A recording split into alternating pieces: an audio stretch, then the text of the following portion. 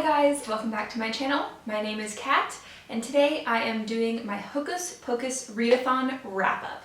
So that was an amazing readathon. I loved all of the challenges. I did have to switch around a few of the books, but I will let you know what I read each book for. So I have 7 books to talk about today, 1 DNF, 6 that I read all the way through, and I can't wait to get into it with you guys. So without further ado, let's go ahead and start it off. So I'm going to start it off, as always, with the DNF, and this is Black Feathers, a creepy aviary short story collection.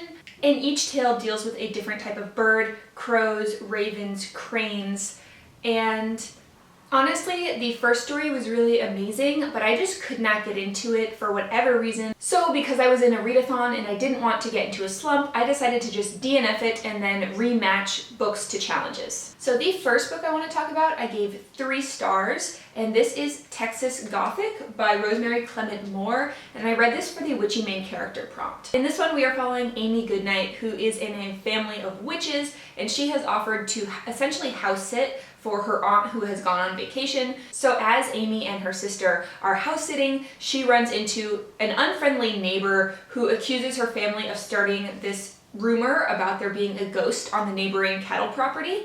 And it turns out that there may be something true to those rumors. So it kind of reminded me of Nancy Drew. Nothing is too crazy in the plot. I kind of saw everything coming. So I gave it 3 stars because while it was easy to read and I liked the romance well enough, which happens, there was nothing like too outstanding about it, if that makes sense. But if you're looking for a quick, easy, breezy, witchy read, then this might be for you. So the next book I want to talk about is The Deathless Girls by Kiran, Millwood, Hargrave. And this one I read for the powerful villain prompt.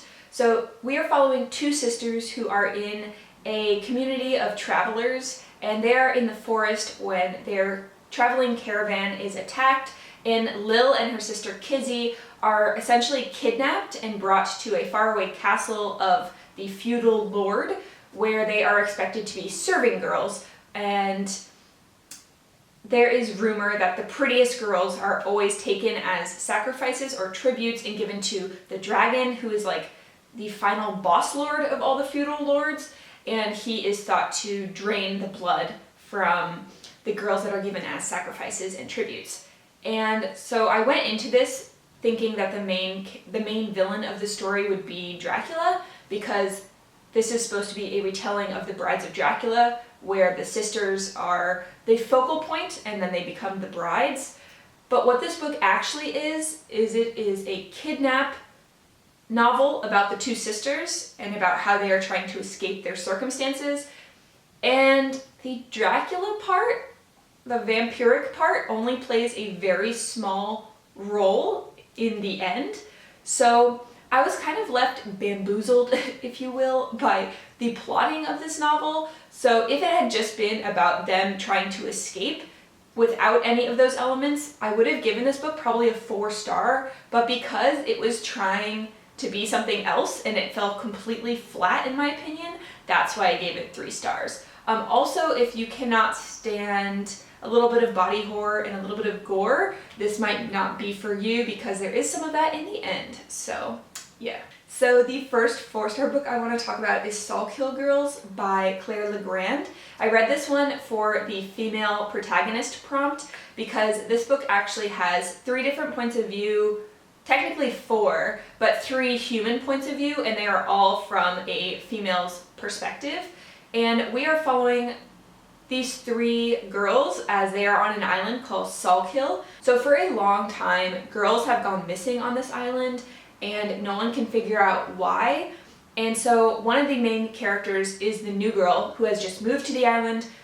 She strikes up a friendship with the second main character, whose best friend had gone missing previously. And the third main character is basically that girl's arch nemesis and the person who the second girl believes helped kill her friend. It's so good because early on the big bad is kind of revealed, but even though you know what is happening, there are some circumstances which prevent it from being very easily solved. So it is this huge, drawn out, tension-filled story. So the reason that it gets 4 stars, not higher for me, is because I wish that there had been a little more character development with one of the main characters. I wish that there hadn't been a lag at some points. And third, I wish that the final battle had been more fully developed so that the reader can experience it. If you will have read it, you'll know what I'm talking about. I'm trying not to give anything away. But overall, I gave it 4 stars. It was really good. Trigger warnings, though, for rape, physical assault, sexual assault, murder, gore, and also body horror elements.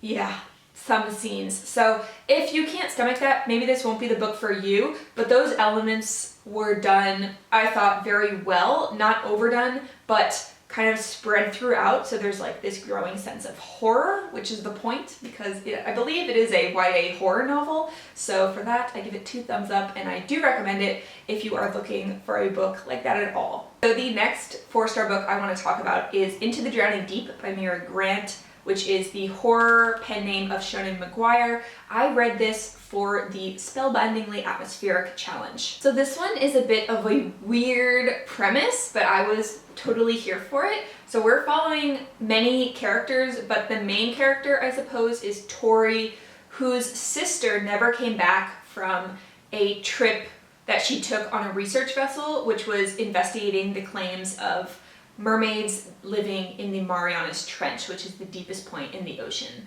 So she decides to set out on the second voyage, which is going to discover if what they saw on the video, where essentially all of the first crew was slaughtered by killer mermaids, was actually true, or if it was a hoax by the entertainment company who funded the trip.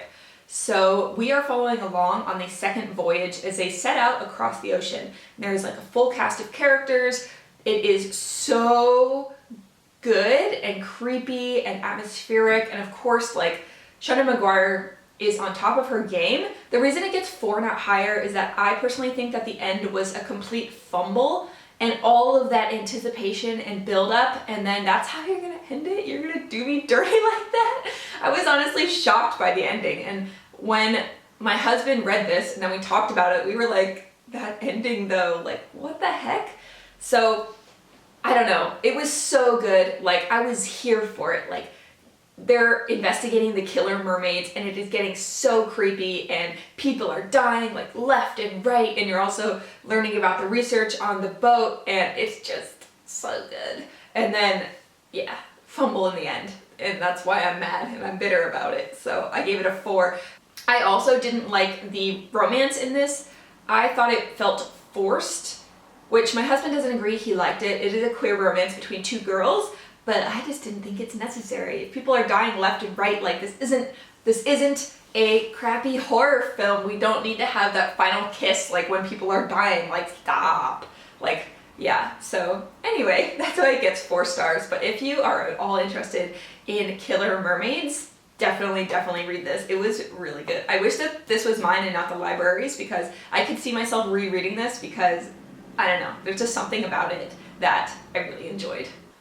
So my last 4-star read is Serpent and Dove by Shelby Mahurin, which I read because it was the group read. So 2 years ago, Louise left her coven and fled, and she has been hiding her abilities as a witch ever since, because this city of Cesarine has a major problem with witches, and they are catching them and burning them at the stake. And if witches perform magic, they give off like a sweet scent, which basically gives them away, and they're being captured, tortured, killed. So she does not want to be any part of that, and so she is undercover and she's hiding. So Louise makes her living as a thief on the streets, and one day when she is going about her business, she accidentally literally runs into a chasseur named Reed Diggory. Now this is a huge problem, because Reed is a chasseur, like I said, and chasseurs are charged with bringing the witches to heel, finding them, and killing them.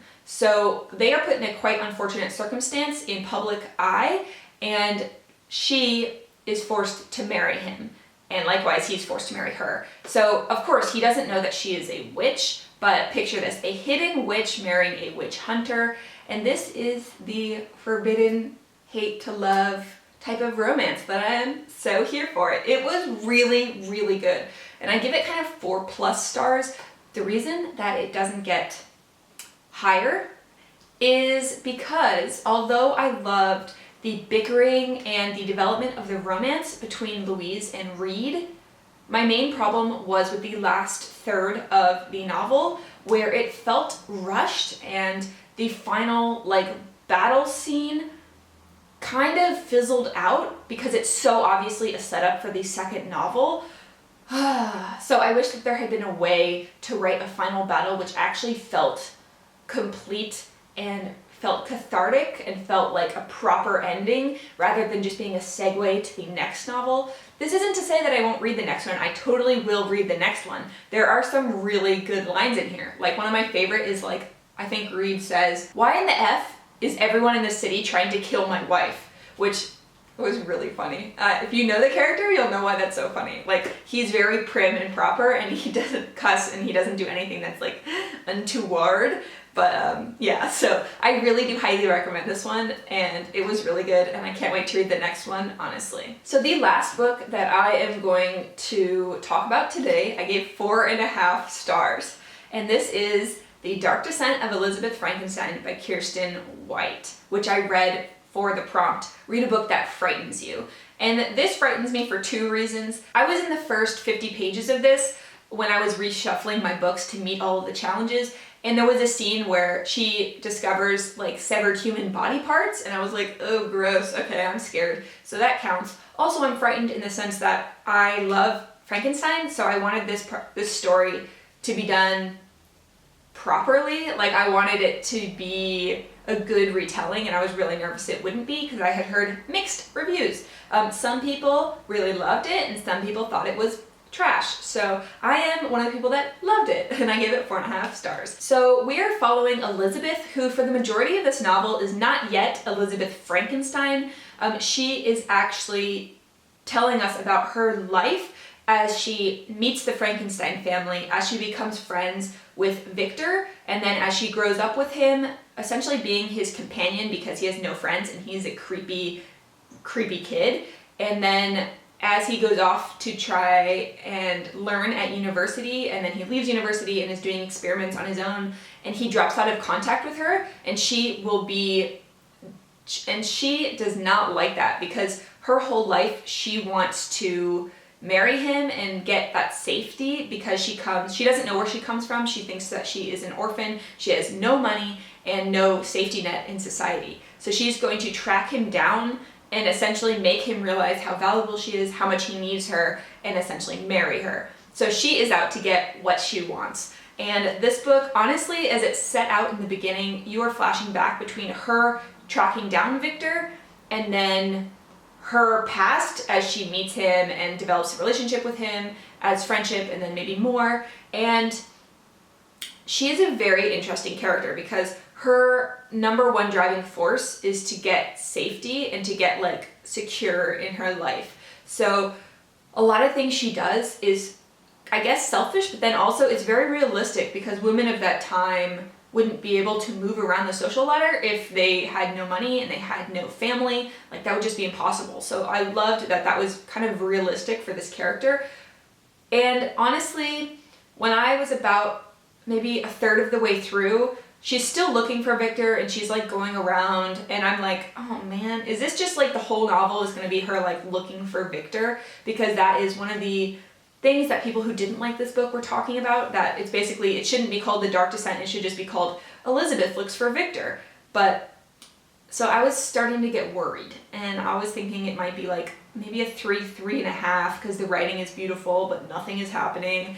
And then about halfway through, it's like someone pulled the bowstring really tight, and I'm like, oh my god, oh my god. And everything she does is to protect Victor because she needs his name and his money to protect herself. And I'm just like, oh my god, bitch, you kind of crazy, but although I love it. So, ooh, yeah. And this was going to be a 4-star for me until like the end portion, and then I was like, oh my god. I was like, that is how you clinch the ending. So a lot of the problems I had with books that made 4 stars on this list, such as Serpent and Dove, Into the Drowning Deep, The Deathless Girls, there was something wrong with the ending. Like, they just didn't manage to close it in the last like 50 pages, you know? This book, the ending was so strong, and it was like, yes, that is how you do it. That is how you finish this. I wish that this had been like the true ending to Frankenstein. Like, I wish that this was the real one. And I'm just like, so good, Kiersten White. Like, yes, bae, yes, you're so good. So yeah, I really liked this book. But the reason it gets 4.5, not 5, is because, like I said, there was a little bit there where I was like, ooh, like I'm getting a little bored of this like looking for Victor part. But if you make it through, keep pushing. It is so worth it. So good. Yeah, it is so good. An excellent character study and a Slytherin read if I have ever read one. So yeah, that finishes up my Hocus Pocus Readathon reads. I hope that you enjoyed it. Let me know if you agree with me in the comments down below. Let me know if you also participated in the Hocus Pocus Readathon. I would love to talk. So I hope that you are having an absolutely lovely day, and I will chat to you guys next time. Bye!